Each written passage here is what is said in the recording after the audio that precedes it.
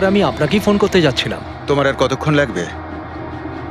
আপনি এটা ধরে নিতে পারেন গন্তব্যে আমরা পৌঁছে গেছি। বলছো লোকের কাছাকাছি দেখতে পাচ্ছ? হ্যাঁ দেখতে পাচ্ছি তো। Tendering and estimating department.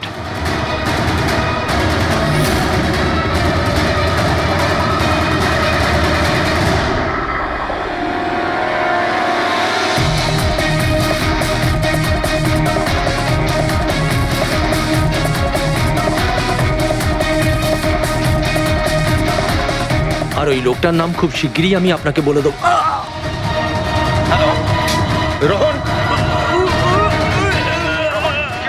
Hello hello Rohan.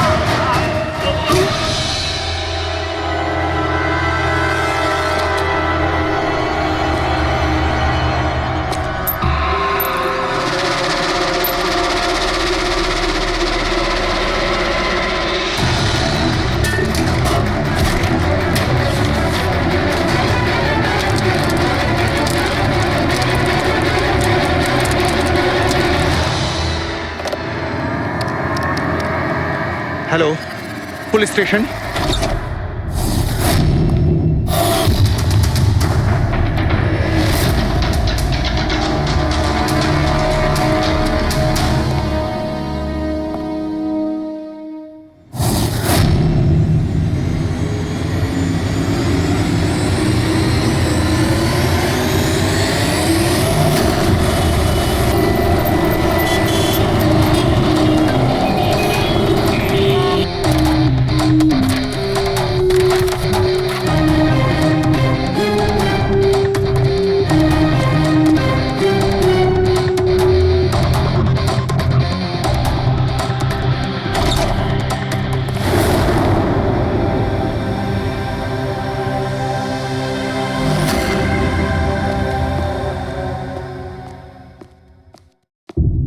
Good afternoon, Dr. Saluke. কি গুড আফটারনুন।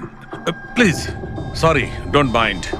আসলে যখনই কোনো নিরপরাধ লোকের খুন দেখি না, তখনই গুড আফটারনুন গুড মর্নিং এর উপর বিশ্বাসই চলে তাই তো যায়। ডক্টর। ডক্টর কোনো পোক্ত প্রমাণ পেলেন? আপাতত এই ল্যাপটপের চার্জারটা তার, এটা দিয়েই শ্বাসরোধ করা হয়েছে এর। আর এর মৃত্যুর সময় হচ্ছে সকাল 9টা থেকে 9:30টার মধ্যে। আর হ্যাঁ, লাশের পাশে এই মোবাইলটা পাওয়া গেছে। হয়তো এটা আমাদের কোনো সাহায্য করবে। আর ওই বাকি প্রমাণগুলো যার ব্যাপারে ইন্সপেক্টর সমীর বলছিলেন? স্যার স্যার রোহনের ডায়েরি এই দেখুন, পুরোটাই পুড়ে গেছে, ছাই হয়ে গেছে। তবে এই ডায়েরিটার সঙ্গে অনেক ডকুমেন্টসও ছিল, সেগুলোও পুড়ে গেছে। বুঝতেই পারছি না যে ওই ডকুমেন্টস এমন কি ছিল। নিশ্চয়ই এর মধ্যে এমন কিছু ছিল যার জন্য ওই খুনি প্রবলেমে পড়তো, তাই প্রমাণ জ্বালিয়ে দিয়েছে আর এই রোহনকেও মেরে দিয়েছে। স্যার, হ্যাঁ, এই হার্ড ডিস্কটা আমি এখানেই পেয়েছিলাম, ক্রাইম সিনে। আমি এটা একজন কম্পিউটার এক্সপার্টকে দেখিয়েছি। পুরোপুরি নষ্ট হয়ে গেছে, ডেটা রিকভার করা সম্ভবই নয়। খুনি প্রত্যেকটা প্রমাণকে খারাপ করে দিয়েছে। কোনো ব্যাপার না, কোথাও না কোথাও কিছু না কিছু প্রমাণ নিশ্চয়ই পাবো। পুরবি, স্যার। এই রোহনের ব্যাকগ্রাউন্ড চেক করেছো? হ্যাঁ স্যার, পুরো নাম রোহন কুমার। এ পুনেতে থাকে, এখানে মুম্বাইতে চাকরি করছিল, একাই থাকতো। আর এখানেই এই বাড়ি থেকেই কাজ করছিল। কি কাজ কি করতো? গোয়েন্দা ছিল। বড় বড় কোম্পানিতে যে লাখ লাখ টাকা জালিয়াতি হয় সেগুলোর তদন্ত করত। তাহলে তো অনেক শত্রুই আছে এই রোহনের। হ্যাঁ দয়া, আর ওই অনেকগুলো শত্রুর থেকে আসল খুনিটা কে সেটা হয়তো তোমাকে এইটা বলবে। কি এটা ডক্টর? এটা চুম্বক। চুম্বক? এর মধ্যে একজন দৌড়বীরের ছবিও আছে, কিন্তু এই চুম্বক রোহনের বডির মধ্যে কি করছিল? আমার মনে হচ্ছে হয়তো এটা খুনির হবে। ওর পকেটে ছিল, এদিক ওদিক করতে গিয়ে হয়তো এটা পড়ে গেছে। তাহলে তো এটা আঙুলের ছাপ থাকবে? না, একটাও নেই। একটাও নেই।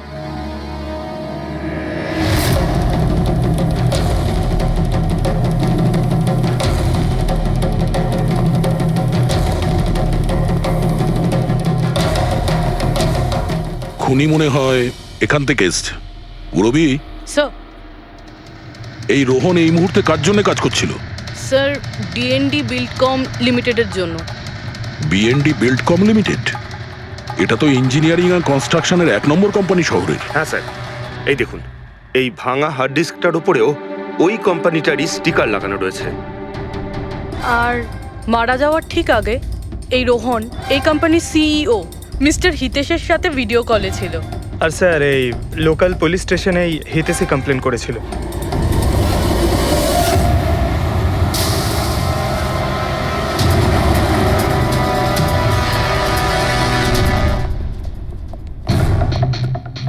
এটা কি এত বড় অফিসে শুধুমাত্র একজনই লোক ছিল নাকি? মনে হচ্ছে স্যার ইন্ডিয়ার ম্যাচ দেখার জন্য সবাই বাড়ি চলে গেছে। আচ্ছা, আজকে ইন্ডিয়ার ম্যাচ আছে। স্কোরটা কি হলো? কোহলি সেঞ্চুরি করতে যাচ্ছে। কি বলছেন স্যার? আপনি কি করে জানলেন? বাইরে ওয়াচম্যান কমেন্ট্রি শুনছিল। ইনভেস্টিগেশন করতে এসেছি, চোখ কান খোলা রাখতে হবে। স্যার, হিতেশের cabin. Mister Hitesh, hi, CID. Please বসুন। আমি আপনাদেরই অপেক্ষায় ছিলাম। শুরু থেকে বলুন সবকিছু। 6 মাস আগে আমি রোহনকে কাজে রাখি। গত 5 বছর ধরে আমাদের কোম্পানিতে যে লোকসান হচ্ছে তা আগে কখনো হয়নি। কি ধরনের ক্ষতি? লোকসানের লিস্ট তো বলে শেষ করা যাবে না। যে টেন্ডারগুলো আমাদের কোম্পানির পাওয়া উচিত ছিল সেগুলো হাত থেকে বেরিয়ে যাচ্ছিল।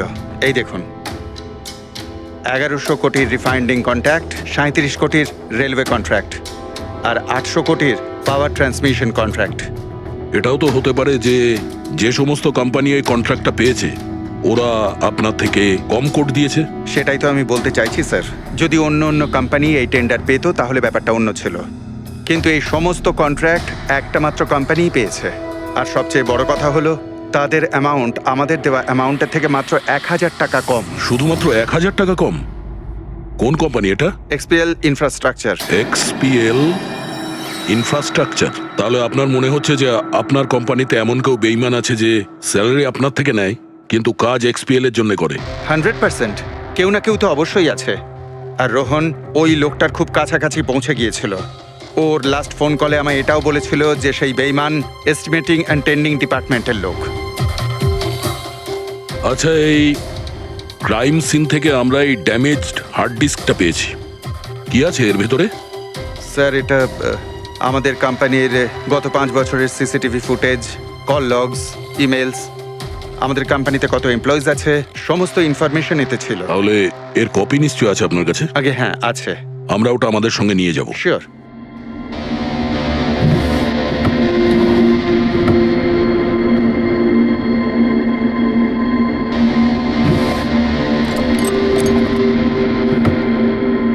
হয়তো হার্ড ডিস্কটা চুরি হয়ে গেছে। আমি এখানেই রেখেছিলাম হার্ড ডিস্কটা। কি? আপনার কেবিনের ভেতর থেকে কোনো জিনিস কি করে চুরি হয়? হয়তো আমার অনুপস্থিতিতে কেউ এসেছিল আর এখান থেকে। কিন্তু আপনার অফিসে সিসিটিভি ক্যামেরা লাগানো নেই কেন? কখনো দরকারই পড়েনি স্যার। প্রয়োজন বলে আসে না, এখন পড়লো তো প্রয়োজন। Sorry sir. আর হ্যাঁ মিস্টার হিতেশ, আপনার কোম্পানিতে যত এস্টিমেটিং আর টেন্ডারিং ডিপার্টমেন্ট আছে, যত লোক আছে, আমরা তাদের সঙ্গে কথা বলবো। স্যার, আজকে ওই ডিপার্টমেন্টের কোনো এমপ্লয়ি কাজে আসেনি। কেন?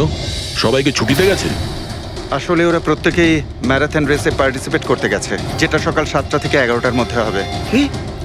সবাই ওই ম্যারাথন রেসে দৌড়তে গেছে? হঠাৎ করে সবাই এরকম রানার হওয়ার স্বপ্ন দেখছে কেন?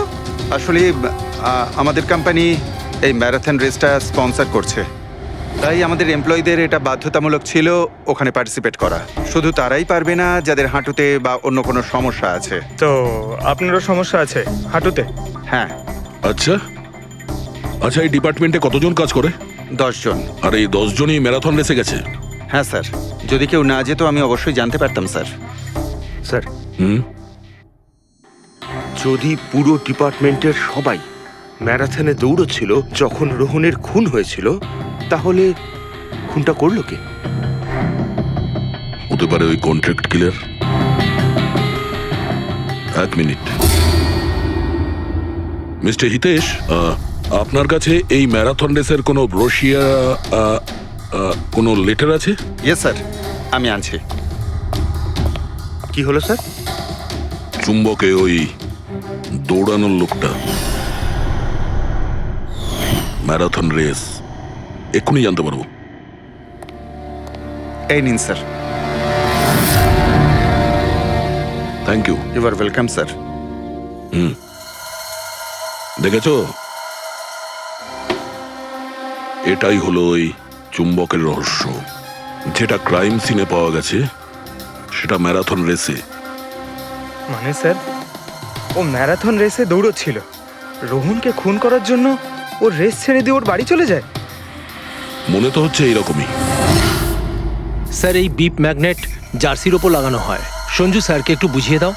দেখুন স্যার, এই ম্যাগনেটটাকে এখানে এইভাবে লাগিয়ে দিতে হবে। সেম এরকমই আরেকটা নেওয়ার পরে জার্সির ভেতর থেকে আমরা নিয়ে নেব, আর এটাকে আমরা এইভাবে লাগিয়ে দেবো।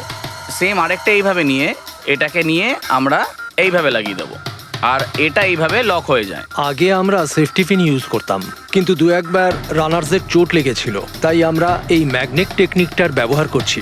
এই ম্যাগনেট আর রেসিং হুইপ আপনি সব প্রতিযোগীকেই দিয়েছিলেন? ইয়ে স্যার, সবাইকে জানিয়ে দেওয়া হয়েছিল, বলাও হয়েছিল রেস শেষ হয়ে যাওয়ার পরে সব ম্যাগনেটগুলোকে ফেরত দিয়ে দিতে। তাহলে কারা কারা এই ম্যাগনেট ফিরিয়ে দেয়নি?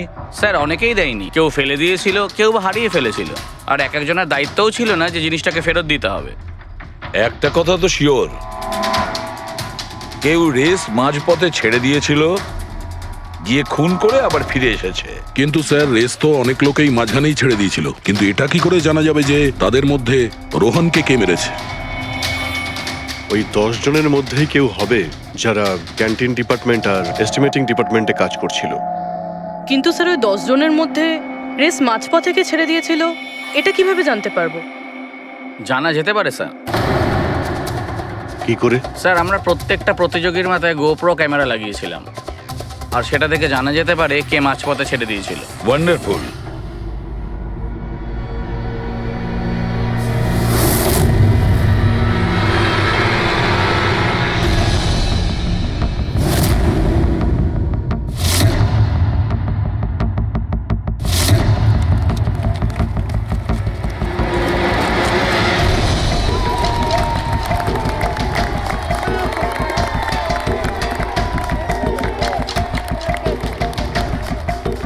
নবীন, এই রিশটা তোকেই জিততে হবে।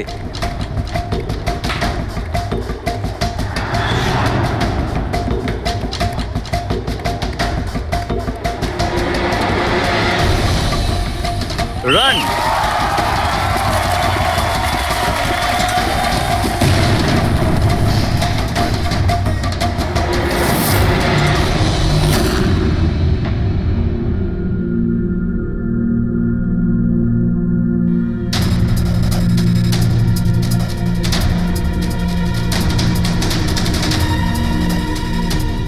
এই 4টে স্ক্রিন, এগুলো ব্ল্যাঙ্ক কেন? জানি না স্যার, আমরা তো সব ক্যামেরা চালু করে এদের দিয়েছিলাম। হয়তো ভুল করে এই 4 জন ক্যামেরা অফ করে ফেলেছিল। ভুল করে করেছে নাকি ইচ্ছে করে?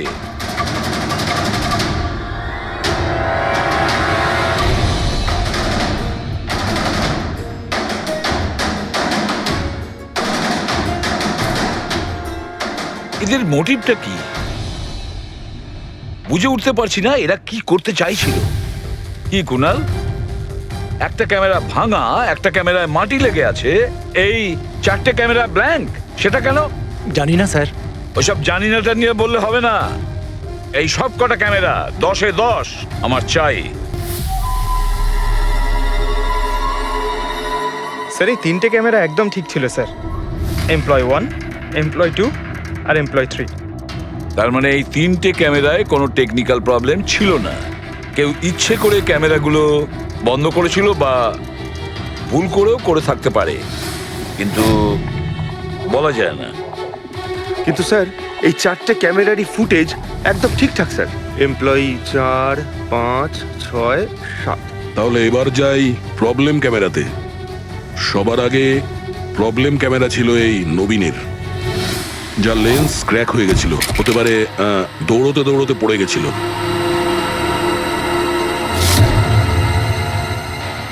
হ্যাঁ,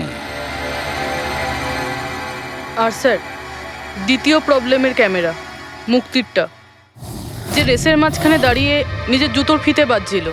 হ্যাঁ, তারপরে ফিতে বাঁধার পরে ওই হাতটাই নিজের লেন্সে লাগায়, আর লেন্সে সমস্ত পিকচারটাই ঝাপসা হয়ে যায়। কিন্তু স্যার, এই মাটি ইচ্ছে করে লাগিয়েছে নাকি ভুল করে?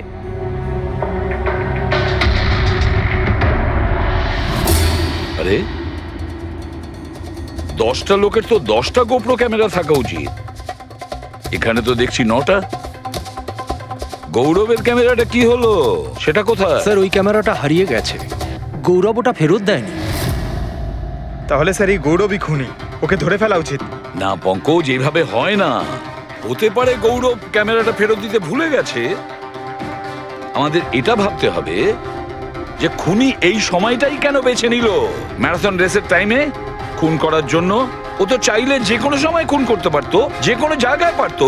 হ্যাঁ, অ্যালিবাইয়ের জন্য স্যার, যাতে ধরা পড়লে খুনি বলতে পারে যে রোহনকে খুনের সময় ও তো ম্যারাথনে পার্টিসিপেট করেছিল। হ্যাঁ, সেই জন্য ও রেসেও পার্টিসিপেট করেছিল আর রেস কমপ্লিট করেছিল। তার মানে স্যার রেসকে মাঝখান থেকে ছেড়ে ও চলে গেছিল, তারপরে গিয়ে খুন করলো, আর খুন করার পরে এসে রেস আবার শেষ করলো। এক্স্যাক্টলি। কিন্তু স্যার এই ফুটেজ থেকে কিভাবে জানতে পারবো কে রেস ছেড়ে চলে গেছে, খুন করেছে, আবার রেস জয়েন করেছে? স্যার এই ব্যাপারটা আপনি টাইমিং চিপ থেকে জানতে পারবেন। টাইমিং চিপটা আবার কি? আজকাল ম্যারাথন রেসে বিজেতা কে জানার জন্য RFIDর ব্যবহার করা হয়। RFID মানে রেডিও ফ্রিকোয়েন্সি আইডেন্টিফিকেশন। আগে হ্যাঁ, ও, এই টেকনিক থেকে একটা জিনিস জানা যেতে পারে যে একজন রানারের প্রত্যেকটা ল্যাব কমপ্লিট করতে কত সময় লেগেছে। RFID, radio frequency identification. Sir এটাই হলো চিপ, আর এটা রেসের ম্যাট, আর এটাই RFID টেকনিকে চলে। দেখুন স্যার। ও, তার মানে রেস শুরু হতেই যখন কোনো রানার এটা ক্রস করে তখন এর টাইমিংটা ওই মুহূর্তে শুরু হয়ে যায়। একদম স্যার, অফিসের কার্ডের মতন স্যার। ঠিক আছে, এটা তো বুঝতে পারলাম, কিন্তু এটা কি জানতে পারা যাবে যে কেউ রেস মাঝপথে ছেড়ে দেয় আর পরে আবার এসে জয়েন করে? এরও উপায় আছে স্যার। স্যার এই ম্যারাথন রেস 31 কিলোমিটারের হয়। এতে 4টে ভাগ, প্রথমটা 5, দ্বিতীয়টা 10, তৃতীয় 15, চতুর্থ 20। চতুর্থ পর্যায় থেকে ফিনিশিং লাইনের দূরত্ব কম করে 1 কিলোমিটার স্যার। তার মানে সব মিলিয়ে 6টা প্যাড, স্টার্টিং লাইনের প্রথম প্যাড আর ফিনিশিং লাইনের 6 নম্বর প্যাড, মাঝখানে 4টে থাকছে, 4টে ধাপ, 4টে প্যাড।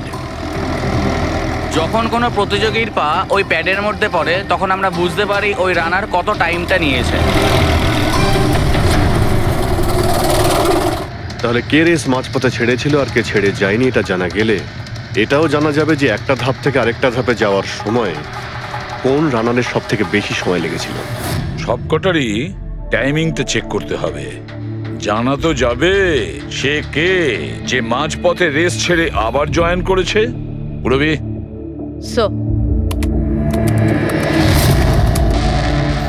স্যার আমাদের প্রথম কচ্ছপ হলো এই নবীন। এ রেসের প্রত্যেকটা ল্যাব 25 মিনিটে কমপ্লিট করেছে, কিন্তু শেষ ল্যাপের পরে ফিনিশিং লাইন পর্যন্ত পৌঁছানোর জন্য মানে 1 কিলোমিটার ক্রস করার জন্য ওর 50 মিনিট সময় লেগেছে। নবীন,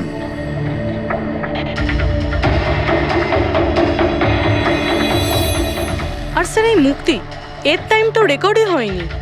15 থেকে 20 কিলোমিটারের মাঝের ধাপ। তাহলে এ হলো দ্বিতীয় সাসপেক্ট।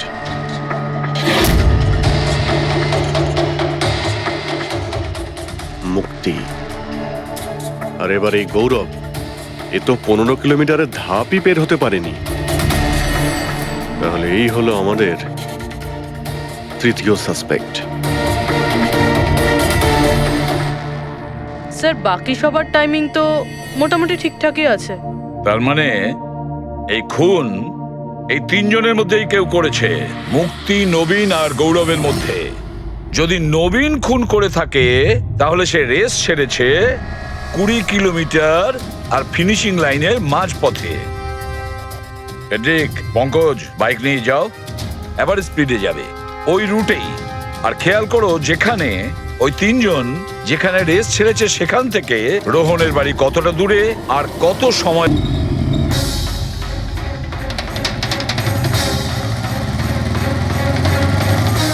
15 কিলোমিটারের মাঠ থেকে আসছি স্যার, এটা 10 কিলোমিটার। হ্যাঁ, মুক্তি বোধহয় এখানেই কোথাও দাঁড়িয়েছিল, 10 আর 15 কিলোমিটারের মার্কের মাঝখানে। এই আমি স্টপ ওয়াচটা অন করলাম আর আমি চললাম রোহনের বাড়ি। থাম পঙ্কজ, এই রাস্তাটা দিয়ে। এই রাস্তা দিয়ে? হ্যাঁ, এই রাস্তাটা। চলুন। আরে আস্তে চালা না। হ্যাঁ।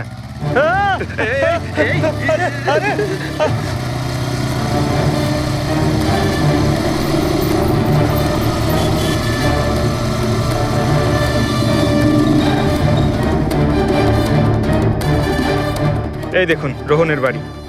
মুক্তি নিশ্চয়ই রোহনের ঘরে পিছনের জানলা দিয়ে ঢুকেছিল।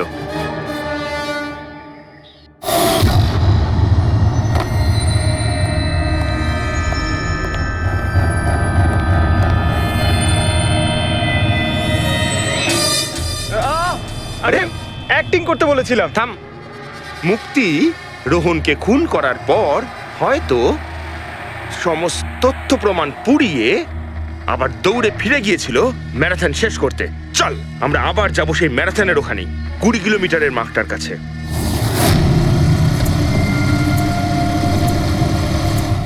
স্টপ ওয়াচে টাইম দেখে নিন স্যার। 26 মিনিট।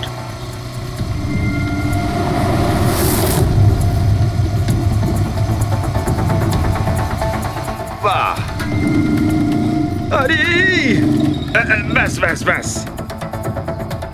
এবার মুক্তি পৌঁছলো 20 কিলোমিটারের মার্কে পাক্কা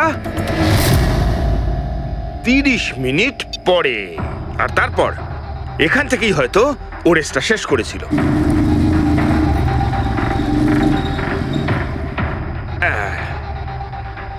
এবার শোন, গৌরব যদি খুন করে থাকে তাহলে ও রেসটা এখানেই ছেড়েছিল 10 আর 15 কিলোমিটার মার্কের মাঝামাঝি। এই আমি স্টপ ওয়াচ অন করলাম। এবার যাব আমরা রোহনের বাড়ি। চলো। চল।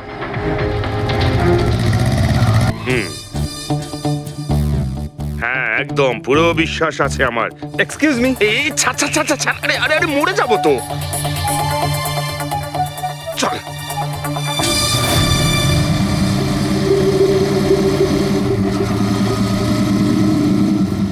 ব্যাস। একটু দাঁড়ান, আমি বুঝতে পেরেছি। আমি বলছি, এই গৌরব রোহনের বাড়ি থেকে 15 থেকে 20 কিলোমিটার দূরে রেসে আবার জয়েন করেছিল, তাই না? শাবাশ। হ্যাঁ। আমার সাথে থেকে থেকে তোরও তো বুদ্ধি খুলে গেছে। আর এই সব কিছু করতে গৌরবের টাইম লেগেছিল পুরো 27 মিনিট। এবার দেখা যাক নবীনের কত লেগেছিল। এবার যদি নবীন খুন করে থাকে তাহলে ও নিশ্চয়ই এখান থেকে গেছিল, যেখানে ও পড়ে গেছিল। এই আমি স্টপ ওয়াচ অন করলাম। এবার যাওয়া যাক রোহনের বাড়ি। চল। চলুন স্যার। ওকে পঙ্কজ, 3 জন রোহনের সাথে এরকমই কিছু করেছিল। ব্যাস। রোহনকে খুন করে নবীন এইখানে এসে পৌঁছেছিল ফিনিশিং লাইনের সামনে, যেখানে ও ক্যামেরাটা দ্বিতীয়বারের জন্য সরিয়েছিল। আর এই সব কিছু করতে ওর লেগেছিল হয়তো 48 মিনিট। স্যার, জানতে পেরেছি 3 জনের কত সময় লেগেছিল। আচ্ছা, তাহলে বলো মুক্তির কত সময় লেগেছিল? মুক্তির লেগেছিল 30 মিনিট। আর টাইমিং চিপ অনুযায়ী 39 মিনিট লেট ছিল। আর গৌরব? গৌরবের 27 মিনিট। আরও ম্যারাথন রেস থেকে নিখোঁজ ছিল 24 মিনিটের জন্য। নবীনের লেগেছিল 48 মিনিট রোহনের বাড়ি গিয়ে ওকে খুন করে ফিরে আসতে। আর টাইমিং চিপ অনুযায়ী এই নবীন 50 মিনিট লেট ছিল। হ্যাঁ, আমাদের খুনি এই 3 জনের মধ্যেই কেউ হবে, নবীন, গৌরব আর মুক্তির মধ্যে। মিস্টার নবীন, একটা কথা বলুন। এই রেসে আপনি প্রত্যেকটা ল্যাপ 25 মিনিটে কমপ্লিট করেছেন, কিন্তু ফিনিশিং লাইনের আগে ওই 1 কিলোমিটার যেতে আপনার 50 মিনিট সময় লেগেছিল। কেন? স্যার, ওই 20 কিলোমিটার পুরো করার পর আমি নিচে পড়ে গেছিলাম। আর স্যার, ওই আমার পায়ে চোট লেগেছিল আর ক্যামেরাটাও ভেঙে যায়। স্যার, লাস্টের 1 কিলোমিটার আমি কতটা কষ্টে পুরো করেছি স্যার আমিই জানি সেটা। এই আঘাতটা কোথায় লেগেছে আপনার? স্যার, এইখানে দেখুন স্যার। পট্টিটা খোলো। হ্যাঁ, এইটা।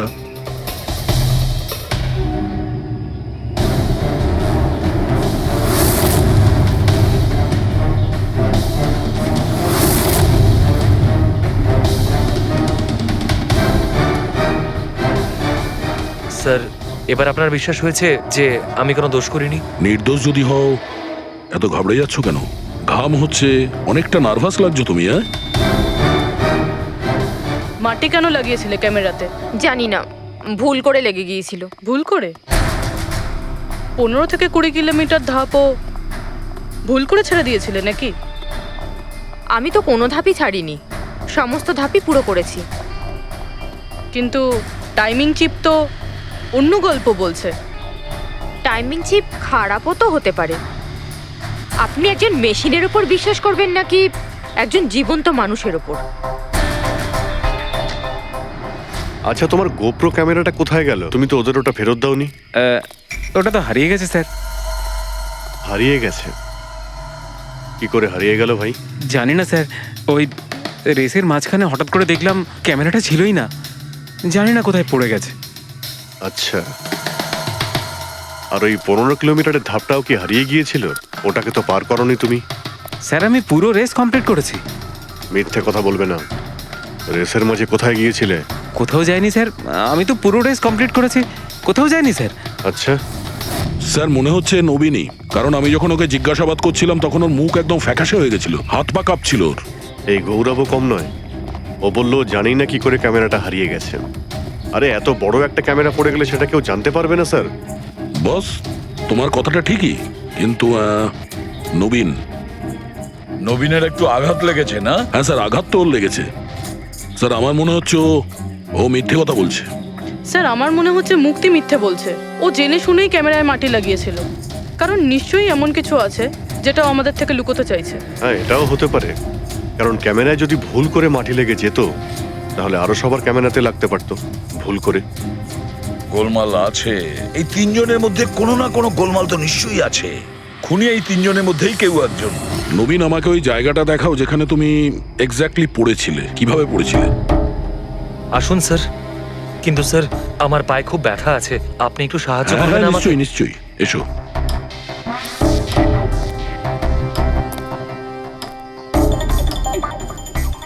স্যার আমি এখনো বলছি আপনাকে, আপনি নিজের টাইম ওয়েস্ট করছেন। এমনটা যেন না হয় যে আসল খুনিই পালিয়ে যায়। সিআইডির হাত থেকে আজ পর্যন্ত কোনো খুনি না বেরিয়েছে না বেরোতে পারবে, নিশ্চিন্ত থাকো। হ্যাঁ স্যার ওই যে এখানে আটকেই আমি পড়ে যাই। এখানে? হ্যাঁ স্যার। স্যার পড়ে যেতেই আমার ক্যামেরাটাও ভেঙে যায়। আচ্ছা, তারপর আমি ক্যামেরাটা আবার লাগালাম, তারপর রেস স্টার্ট করলাম। প্রচুর ব্যথা নিয়ে তুমি এই রেসটা ফিনিশ করেছো। হ্যাঁ স্যার, এখনো খুব ব্যথা। তুমি পড়েছিলে এইখানে, এই জায়গাটায়? হ্যাঁ স্যার, খুব ক্লান্ত হয়ে গেছিলাম তো, তাই খেয়াল করিনি আর পা আটকে নিচে পড়ে যাই। আচ্ছা, রেস ফিনিশ করার আগে তুমি দ্বিতীয়বার ওই ক্যামেরাটাকে সরিয়ে দিয়েছিলে কেন?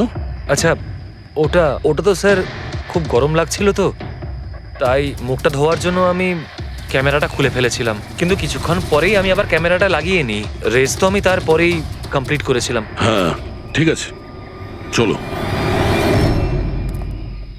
স্যার কিছু তো বলুন, আমরা যাচ্ছি কোথায় আসলে? তোমার হারিয়ে যাওয়া ক্যামেরা খুঁজতে। স্যার কিন্তু এত বড় জায়গাতে আমরা খুঁজবো কি করে ওই ক্যামেরাটা?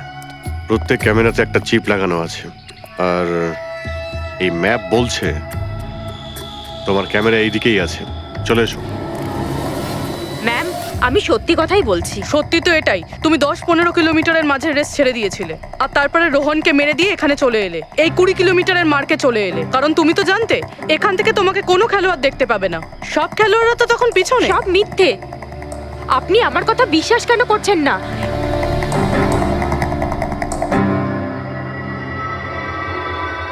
কি কি খুঁজছো? আমি কিছু তো না। কিছু আছে ওখানে?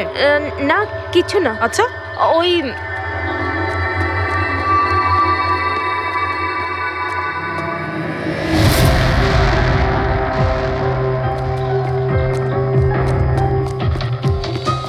ও তো তুমি সাইকেলে করে গিয়েছিলে রোহনকে খুন করতে?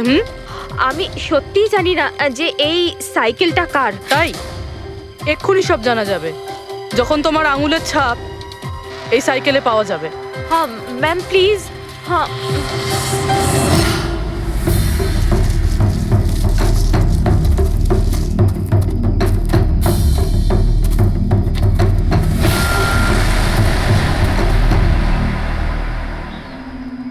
এই হলো ক্যামেরা। এটাকে পুরো ভেঙে ফেলেছো? হ্যাঁ, আমি ভাঙিনি স্যার। দুটো ক্যামেরা।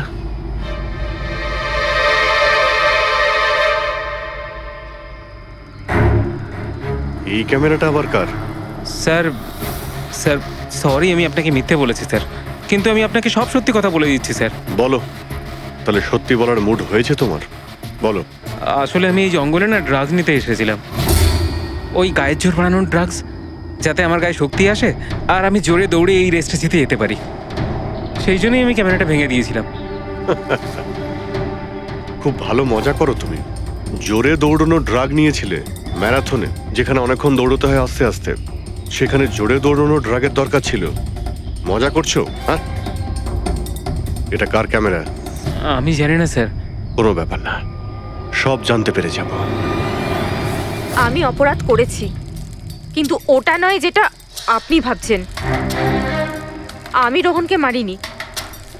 আমার দোষ শুধু এটুকুই যে আমি রেসটা জেতার জন্য একটু চালাকি করেছিলাম। বুঝলাম না, কি করেছো তুমি? আমি জানতাম না যে টাইমিং চিপ প্রত্যেক ধাপে রানারের টাইম নোট করবে। আমি ভেবেছিলাম শুধু রেসের প্রথমে আর শেষে টাইম ক্যালকুলেট হবে, আর তাই 10 কিলোমিটার পর্যন্ত এসে ক্যামেরায় মাটি লাগিয়ে দিয়েছিলাম আর ওখান থেকে সাইকেল নিয়েছিলাম।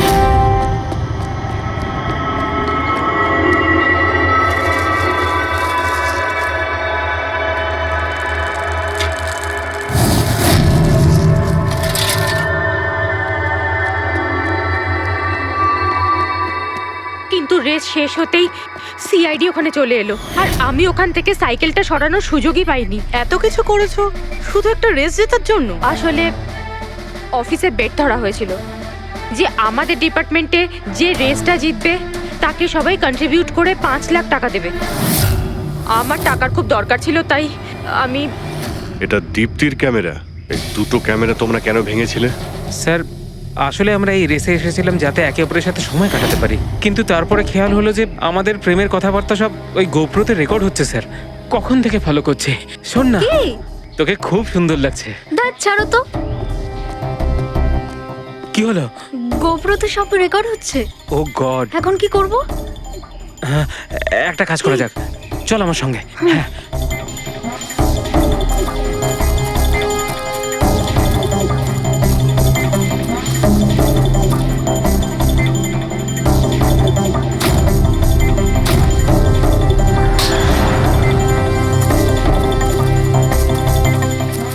আরে তোমরা তো অদ্ভুত কাজ করেছো। আরে এতে তো কোনো সাউন্ড রেকর্ডই হয় না। তোমরা তো বোকার মতো কাজ করেছিলে। হয়তো কে দুটো ক্যামেরা ভেঙে দিয়েছো। কি স্যার, এতে কিছু রেকর্ড হয়নি? স্যার নবীন তো আমাকে ওই জায়গাটা দেখিয়েছে যেখানে ও পড়েছিল, কিন্তু কেন জানি না আমার মনে হচ্ছে যে ও মিথ্যে কথাই বলছে। আরে মুক্তি, স্যার মুক্তি বলেছে যে ও সাইকেলের ব্যবহার করেছে রেস জেতার জন্য। স্যার হতে পারে ও মিথ্যে কথা বলছে আর রোহনকে খুন ওই করেছে। আর গৌরব আর দীপ্তি, ওদের লাভ স্টোরির কি হলো?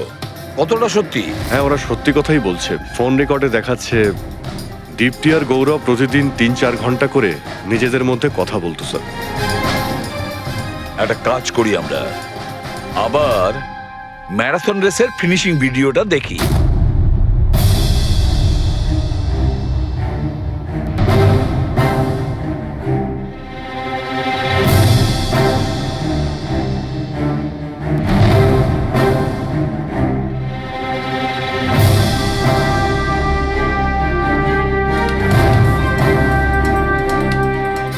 তার মানে গৌরবের ঠিক পরেই এই দীপ্তি ঢুকেছিল। দুজনে একসঙ্গেই ছিল। মনে হচ্ছে স্যার দুজনেই এই কাণ্ড করেছে। এক মিনিট অভিজিৎ, দয়া, এই ফুটেজটা দেখো। এই যে এই হলো সেই খুনি।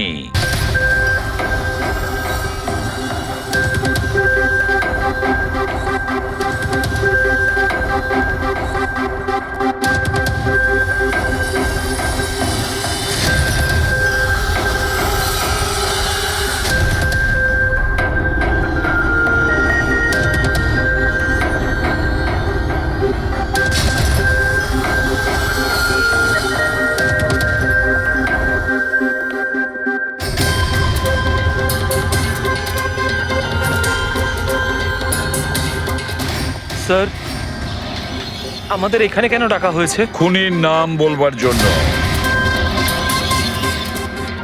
স্যার সত্যিই খুনি ধরা পড়েছে? তাহলে তাহলে বলুন না স্যার, কে খুনি? আরে বলবো, একটু ধৈর্য ধরো। মুক্তি, 5 লাখ টাকার জন্য তুমি বেইমানি করেছো। 5 লাখ টাকার জন্য। আর গৌরব, তুমি তুমি তো তোমার ভালোবাসা লুকোনোর জন্য বেইমানি করেছো। আর নবীন, তুমি চলো তোমাকে আবার দেখাচ্ছি, রেসের একটা পাওয়ার দেখাচ্ছি। খুব ভালো করে দেখো আর বলো কোথায় ভুল আছে, বলো।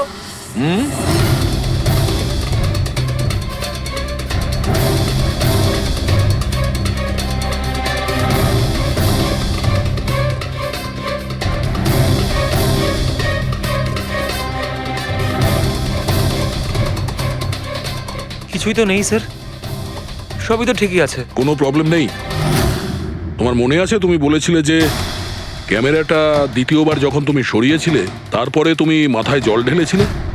ওটা তো স্যার খুব গরম লাগছিল, তো তাই মুখটা ধোয়ার জন্য আমি ক্যামেরাটা খুলে ফেলেছিলাম। মিথ্যে বলেছিলে তুমি, নিজের মাথায় জল ঢেলেছিলে। অথচ যখন ফিনিশিং লাইনে পৌঁছলে তখন তো তোমার ভেজা অবস্থায় থাকার কথা ছিল। কিন্তু এই ফুটেজে আমরা কি দেখতে পাচ্ছি? তুমি শুকনো অবস্থায় দৌড়চ্ছ। হয়তো জল শুকিয়ে গেছিল। বর্ষাকালে অত তাড়াতাড়ি জল শুকিয়ে গেল, অদ্ভুত ব্যাপার। তাহলে নবীন, তোমাকে আরো একটা ফুটেজ দেখাই, এই গল্পের শেষ অংশ।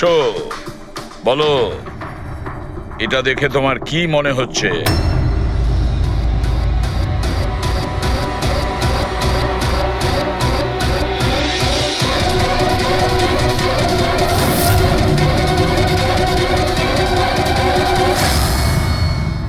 কি নবীন, এই ফুটেজে তোমার মুখটা কেমন চেঞ্জ লাগছে না?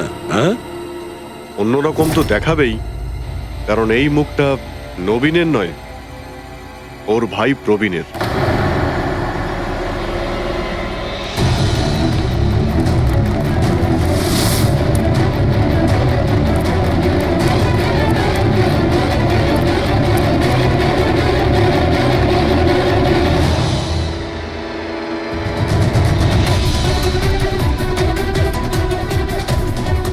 খুব বড় প্ল্যান বানিয়েছিলে তুমি, দারুণ মাথা খাটিয়েছিলে তুমি।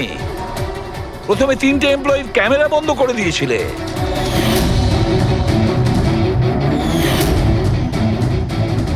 আর তারপরে নিজের গোপ্রো ক্যামেরা নিচে ফেলে দিয়েছিলে যাতে লেন্সটা ভেঙে যায়। আর তারপর নবীন নিজের ক্যামেরাটাকে খুলে পরিয়ে দিল নিজের ভাইকে, মানে প্রবীণকে।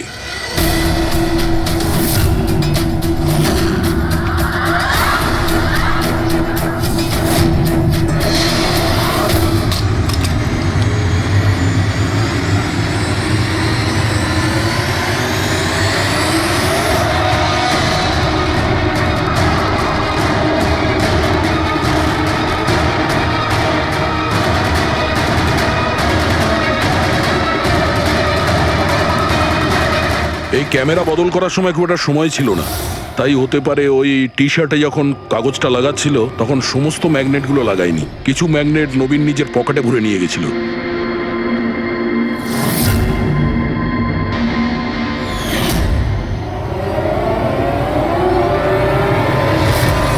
নবীন রেস ছেড়ে বেরিয়ে যায় রেইনকোট পরে, আর পৌঁছে যায় রোহনকে খুন করার জন্য।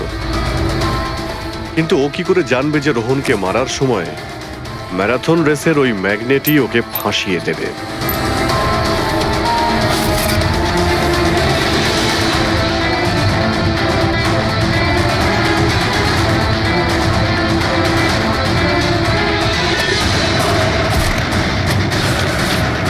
তারপর তুমি পুরো প্রমাণ নষ্ট করলে আর আবার এসে রেসে জয়েন করলে। ইচ্ছে করে নিজের পায়ে তুমি চোট লাগালে যাতে আমরা বিশ্বাস করি যে আঘাতটা সত্যি। আর তারপরে তুমি রেসটা ফিনিশ করো। তাহলে বলো। হ্যাঁ স্যার, আমি খুন করেছি রোহনকে। একদম পারফেক্ট প্ল্যান ছিল, কিন্তু আমি কি করে জানবো যে আপনারা আমার থেকেও অনেক বুদ্ধিমান? প্রত্যেক অপরাধী এই ভুলটাই করে, কারণ তার মনে হয় যে সে আইনের চোখে ফাঁকি দিয়ে দেবে। এবারে বলো, ওকে কেন খুন করলে? তাড়াতাড়ি বলো। বিএনডি বিল্ডকনে হওয়া প্রত্যেকটা গন্ডগোলের পেছনে আমিই ছিলাম। আমার জন্যই প্রত্যেকটা টেন্ডার কোম্পানির হাতছাড়া হলো। আর আমি যদি রোহনকে না মারতাম তাহলে ও আমার সমস্ত রহস্য খুলে দিত। তাই আমি লজ্জা লাগার কথা তোমার। যে থালায় খেয়েছো ওই থালায় ফুটো করেছো। আর সেই পাপ লুকোনোর জন্য তুমি রোহনকে খুন করে দিয়েছো। আইন তোমাকে কঠোরতম শাস্তি দেবে। আশা করি ততদিনে ফাঁসির অর্ডার এসে যাবে।